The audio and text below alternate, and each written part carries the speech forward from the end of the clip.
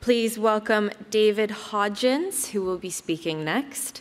David Hodgins is one of the world's most eminent scholars of addiction studies, whose influential work advances scientific inquiry and practice. His research and leadership in international initiatives have set directions in science and interventions for addictions, profoundly changing how scholars, practitioners, and policymakers understand the psychology of gambling. Hodgins' widely adopted treatment and relapse prevention interventions for gambling problems have helped thousands of individuals and their families worldwide.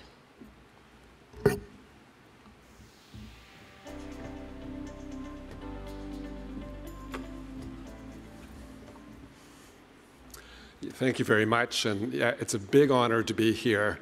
And it's so nice to be at a conference with such diverse content. Usually we talk to people who are working in our areas, and it's just wonderful to hear such diverse information and have interesting conversations. So I'm going to kind of change it up by talking about something very different.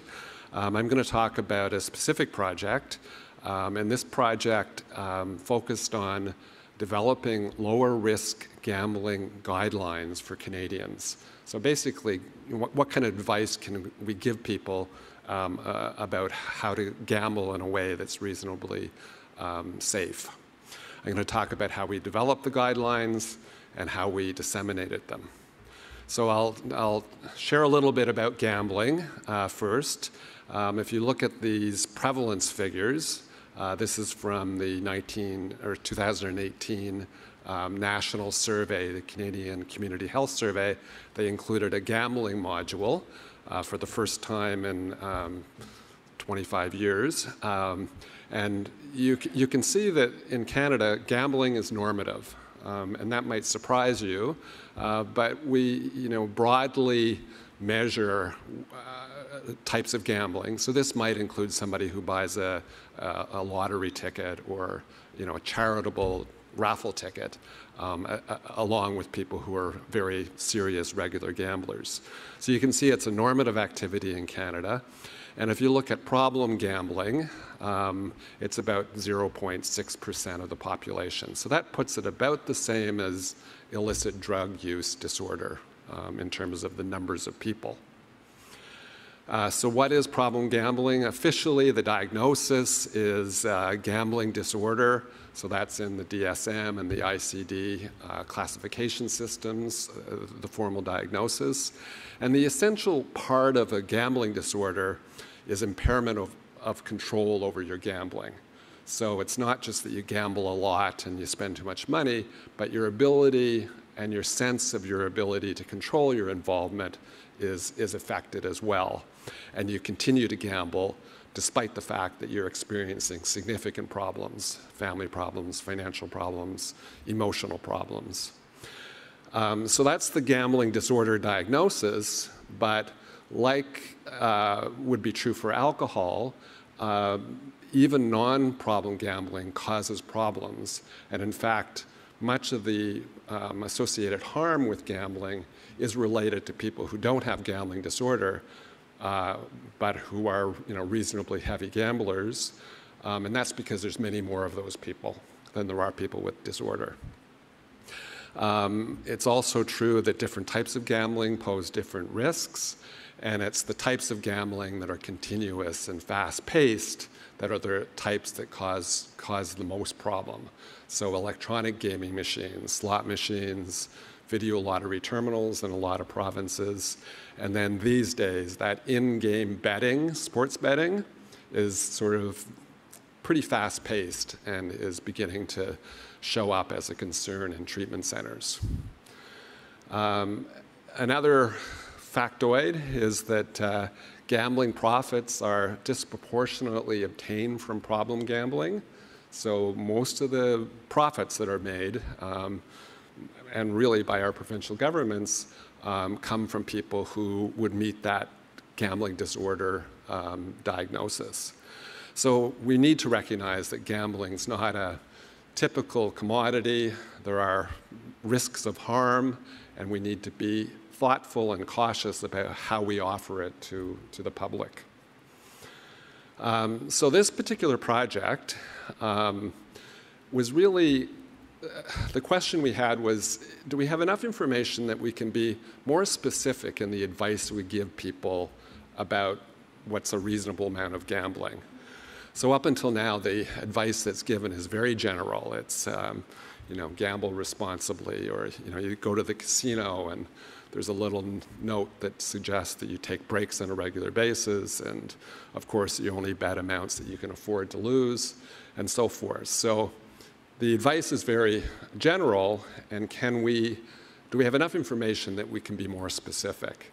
And this is important not only for public education, but also for surveillance, so we can see over time the numbers of people who are gambling at concerning levels. So here's some examples of guidelines in other areas, and this is small, so you don't need to look at the details, but on the left are the new drinking guidelines, and if you follow the media, you'll know that there's been a lot of discussion about these because they've become much more conservative. And this is the latest iteration of a long history of providing advice to Canadians about what's reasonable amounts of alcohol to drink. And it's very much based on the research literature. And as the research literature grows and our understanding grows, then the guidelines are refined over time. The guidelines on the other side there, on the right, are the cannabis guidelines. And you can't see it here, probably, but the advice about consumption is limit, I can't even see it, limit the amount and the frequency with which you smoke or use cannabis. So a very general piece of advice, and that's related to the fact that we really don't have much research to be more specific. So the question we had in the gambling field is, do we now have enough information that we can be more specific? And how you develop guidelines in this particular area is to look at risk curves of existing data sets. So you look for large-scale population representative samples where there's a measure of gambling engagement, or multiple measures usually, and some measures of gambling-related harm. And basically, this is a plot, and you can see on the bottom is the number of days gambled per month, and along the side is the proportion of individuals who are experiencing financial-related harm. And essentially what we're looking for are the tipping points, sort of at what level of gambling engagement does the risk of harm begin to climb. And you could look at this and say, well, maybe it's 2 days per month, or more than 5 days, or more than 13 days, and so forth. So statistically, we kind of look at these curves and make some decisions or identify what the tipping points are. So the approach we used was to take an international approach, and we looked for the best quality data sets internationally that would have a good measure of harm and a good measure of gambling engagement. And we found 11 different data sets in 8 different countries, and we approached the individuals involved and asked them if they'd be willing to conduct similar analysis so we could compare the results across different methodologies, different gambling environments, different measures. And you can see there's a bias there. It's Western countries. There's a number in Europe and Australia, New Zealand, and North America. So we have nothing from Africa, nothing from South America, and no Asian countries. So we need to recognize that. And we really were expecting to find a lot of differences. And really, what we were amazed to find is that there was a lot of convergence and consistency in what the different cut points were in these very different environments and different methodologies. So the next sort of series or part of the research projects were to do a large number of refinement and validation studies. So we did a number of literature reviews to look at what some of the correlates are of developing gambling-related harm. We consulted with stakeholders, people in public health, clinicians, people who gamble, family members, clinicians. We did focus groups with people who gamble.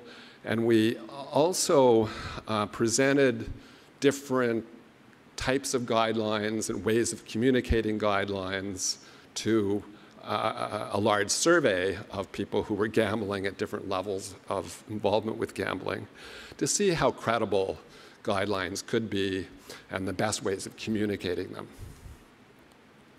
So this is what we came up with, and I won't take the time to go through all of this. It's all available in your local casino, hopefully, and if not, it's on a website. But you can see there's 3 quantitative parameters that we identified. And the first one is financial, is how much a person's spending. And we ultimately decided to communicate that in terms of percentage of household income. And that's a complex idea to calculate in your mind. So there's a bit of a cheat sheet there for people to help understand that.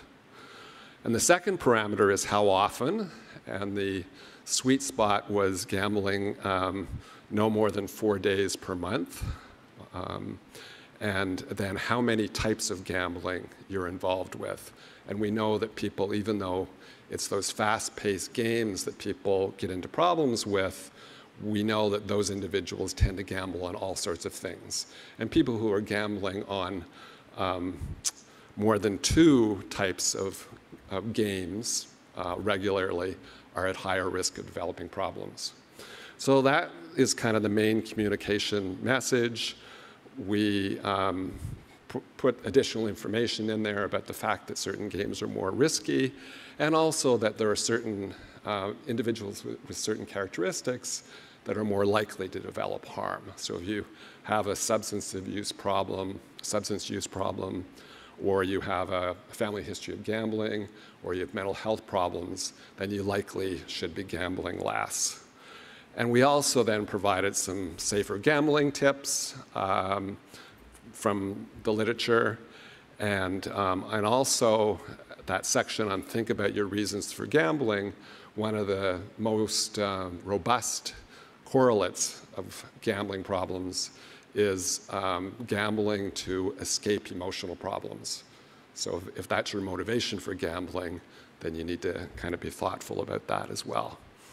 So we put this together and we released it, right in the middle of COVID, not expecting that the public health people had the capacity to do a lot of uptake and dissemination. So we've been interested to see sort of what's happened since then. And there's a number of ways that the guidelines could have a positive impact. And it's certainly the public health messaging, both to the general public and to people who are gambling in venues, are kind of the obvious ways of having impact.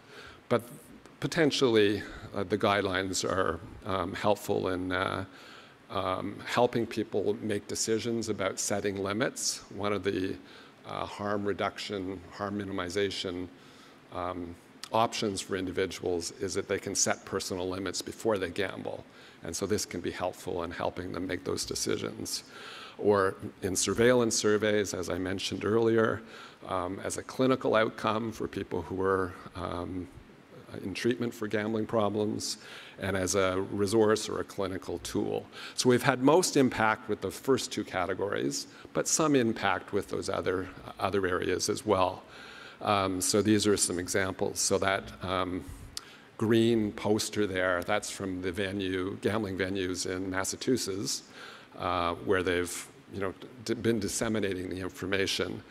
And the gambling game sense advisors who are on the gambling venue floors to help people, they wear those T-shirts, which have the 4-to-1 kind of indicator as a conversation opener, so that people can talk about the guidelines. There's a picture there from Windsor of posters outside a convenience store. And then most of the provinces have some sort of, at least online, if not venue presence of the guidelines as well. And then in a number of countries around the world, they've also been disseminated. So our next goal is really to develop an evaluation framework to see really what the impact is and how information like this can be useful to the public. And I'll stop there, and of course there's a whole team of people involved in these projects, and I'd like to acknowledge that we worked together for a number of years for them. So thank you.